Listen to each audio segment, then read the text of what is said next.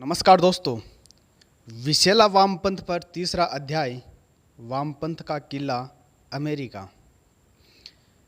दोस्तों, यदि आप इस चैनल पर नए हो तो चैनल को सब्सक्राइब अवश्य कीजिए और बेल आइकन ज़रूर दबाइए नोटिफिकेशन पाने के लिए। उस समय की बात है जब अरविंद केजरीवाल जी नए नए आए थे और दुनिया उनकी नीयत को लेकर भ्रमित थी।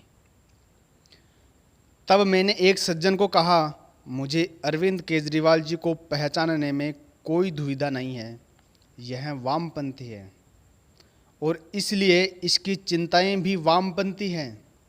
उसकी सबसे बड़ी चिंता है कि मोदी को कैसे रोके,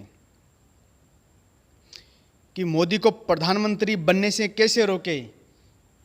उनका कांग्रेस से विरोध बस इतना ही है कि कांग्रेस अगर इतना भ्रष्टाचार करेगी तो भाजपा आ जाएगी। उन्होंने पूछा, कल तुम कह रहे थे कि अरविंद केजरीवाल अमेरिकन एजेंट हैं, आज कह रहे हो कि वह वामपंथी है, ऐसा कैसे है? हम भारतीय बॉलीवुड देखते हैं, हमारी सोच में सब कुछ बॉलीवुड की कहानियों जैसा ब्लैक एंड वाइट होता है।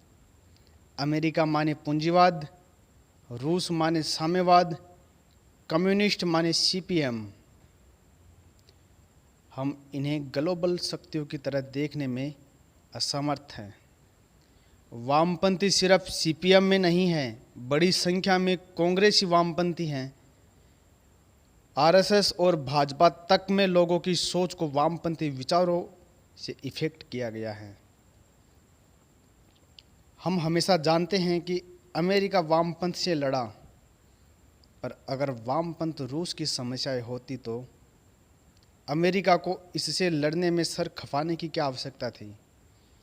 वियतनाम में जाकर बम गिराने और अपने सैनिकों को मरवाने में अमेरिका का क्या इंटरेस्ट होता?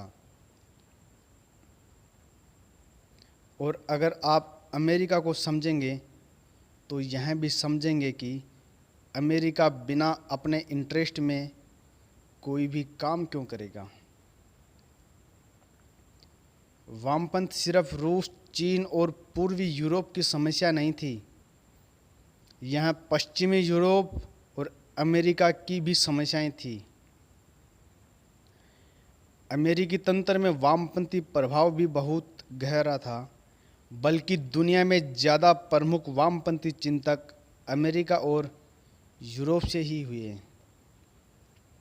रूस से कोई नहीं हुआ, वहाँ तो जिसने सोचने की कोशिश की उसे मार दिया गया। सत्ता मिल गई, अब यह चिंतन विंतन छोड़ो।